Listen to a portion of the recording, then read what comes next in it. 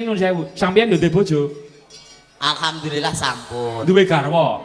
Nggih gadah to. Oh. Jenenge bojo ki ya garwa to. Oh, ya wong. Pripun to? Asu, Pak. Loh, tenanan tegese iki ana piyayi tenan sing tresno karo sampeyan kok terus nyandakane kok. Sing ra mati nggih sinten?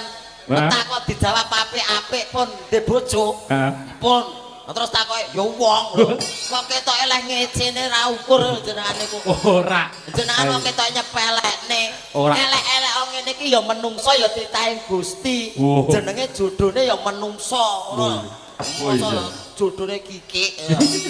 Ah iya, ning alhamdulillah lho Mas. Ya alhamdulillah. Tegese sampeyan ya ana sing tresnani. Nggih. Lahir batine. Nah, niku saking adile Gusti Allah. Adile sing kuwasa. Nek ra sampeyan gemati to? Oh, gemati, Pak. Contone piye? Bojo sampeyan carane gemati piye? Salah satu contone piye? Umpama bar nyambut gawe ngene iki piye? Bar nyambut gawe dibukake lawang. Wah, heeh.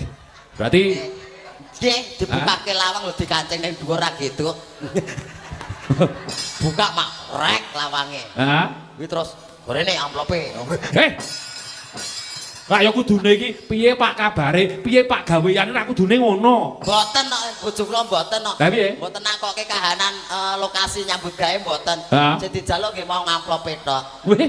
Bar niku. Bar niku piye? Bar niku dicepake wedang. Wow. Cepake panganan. Panganan. Cukuke sego. Hah? Selesai nggon piring diremeti gerih nonton nika.